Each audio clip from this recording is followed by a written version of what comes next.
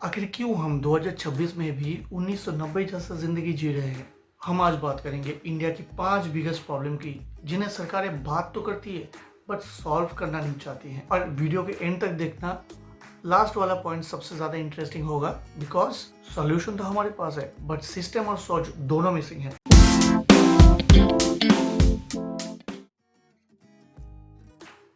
India दुनिया की youngest country में से एक है। 65% लोग 35 इयर्स एज के कम उम्र। In 2022, India grappled with a significant employment crisis, as 83% of its unemployed were youth, according to the India Employment Report 2024 by the ILO and Institute of Human Development.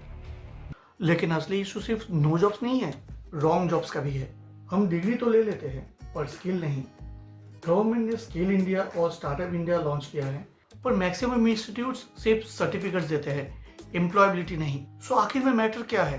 Hidden truth यह है कि 80% से भी ज्यादा youth इनएम्प्लॉयबिलिटी की वजह से भोग रहे हैं। इंडिया में 80% ग्रेजुएट्स एम्प्लॉयबल ही नहीं है, तो जॉब कहाँ से मिलेगी? सो what is the solution? Her district में स्किल हब स्कूल होनी चाहिए, जहाँ पे हर एक स्टूडेंट लोकल इंडस्ट्री के साथ प्रोजेक्ट करेंगे। लोकल इकोनॉमी के हिसाब से स्किल सीखो, नेशनल सिलेबस जैसा नहीं। जब एजुकेशन दुनिया के रियल कामों के बेस के ऊपर होगा, तब देखना अनएम्प्लॉयमेंट ऑटोमेटिकली कम हो जाएगा। ये एक आयरनी है, ट्रेजेडी नहीं।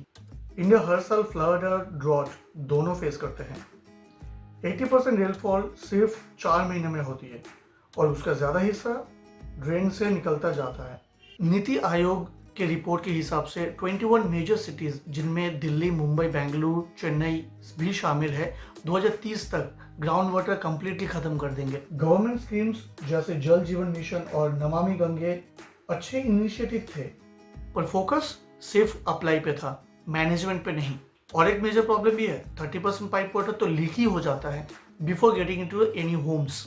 सो व्हाट इज द सोल्यूशन? हर वार्ड लेवल पर एक वाटर बैंक सिस्टम बनाना पड़ेगा, जहां पे सिटीजन अपने बिल्डिंग के वेस्ट वाटर को रिट्रीट करेंगे। फिर से हर बिल्डिंग के नीचे रेंज रिचार्ज टैंक इंप्लीमेंट करना होगा और इसे मैंडेटरी भी करना होगा। अगर जरूरत पड़े तो गवर्नमेंट को लॉ भी बना दिया जाए, no rain recharge tank, no property approval.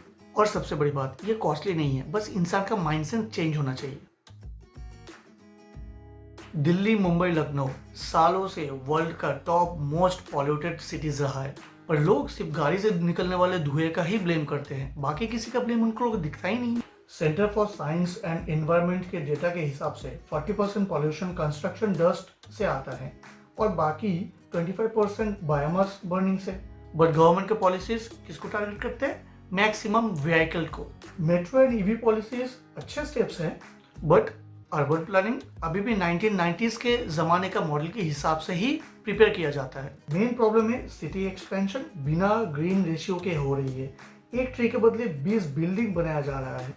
So what is the solution? Her city में ग्रीन रेशियो लॉ फिक्स करना पड़ेगा गवर्नमेंट को। गवर्नमेंट को ये देखना पड़ेगा कि जितना एरिया डेवलप्ड होगा, उसका 30 to 40% area at least green ratio के अंडर में है, तो ही जाके ये पॉल्यूशन कम हो पाएगा। और जो बिल्डर्स ग्रीन कवर सर्टिफिकेट को प्रोवाइड नहीं कर पाएंगे या पास नहीं कर पाएंगे, उसका प्रॉपर्टी को रोक दिया जाए, उसका कंस्ट्रक्शन को भी रोक दिया जाए। और एक बात, पॉल्यूशन सिर्फ मार्क्स से रोका नहीं जा सकता है, पॉलिसी से भी रोका जा सकता है। हर बार एजुकेशन सिस्टम को बेटर करने के लिए प्रॉमिसिंग तो बहुत ज्यादा होती है, लेकिन यही एजुकेशन रिफॉर्म सबसे कम इम्प्लीमेंटेड होता है। इंडिया एनईपी 2020 लाया, पर रूरल इम्प्लीमेंटेशन 10% से भी कम हुआ है। प्राइवेट स्कूल्स एजुकेशन के नाम पे सिर्फ प्रॉफिट बना रही है, और गवर्नमेंट स्कूल्स वहाँ पे तो टीचर पढ़ाते ही नहीं है। इनमें से 50% क्लास 5 का स्टूडेंट्स क्लास 2 का प्रॉब्लम्स को सॉल्व ही नहीं कर सकते, तो सोचिए एजुकेशन किस लेवल पे दिया जा रहा है।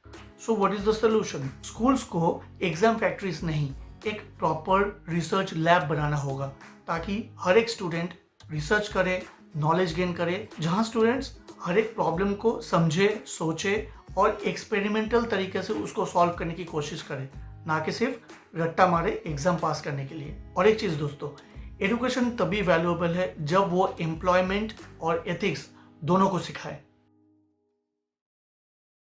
आजकल कहीं भी जाओ करप्शन ही दिखता है, ट्रूथ एंड ऑनेस्टी कहाँ है?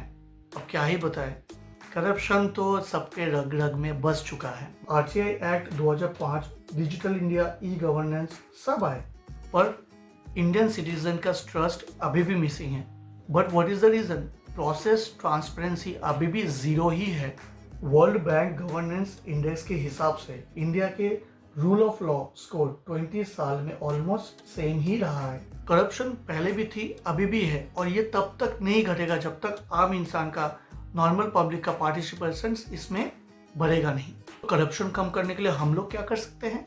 हर डिपार्टमेंट का पब्लिक डैशबोर्ड हो जहां हर फाइल और कंप्लेंट को ट्रैक किया जा सके, just like Swiggy and Zomato order tracking system. और गवर्नमेंट को RTI 2.0 लॉन्च तो करनी ही चाहिए, जहां पर हर एक सिटीजन को सरकारी ऐप के माध्यम से सरकारी फाइल्स की सारी जानकारी अवेलेबल होने का सुविधा मिले। डियर गवर्नमेंट, ट्रांसपेरेंसी को सिस्टम का एक हिस्सा बनाओ, ऑप्शन नहीं। ये जो 5 प्रॉब्लम मैंने अभी डिस्कस किया है, यह हर एक इंडियन का रगे रग में अभी डेली लाइफ में बस चुका है। सरकारें तो बदल जाती है, बट सोच आज तक किसी का नहीं बदला है। जब तक हम एज ए सिटीजन सिस्टम को अकाउंटेबल नहीं बनाएंगे, क्वेश्चन नहीं करेंगे, तब तक कुछ सुधरने वाला है नहीं।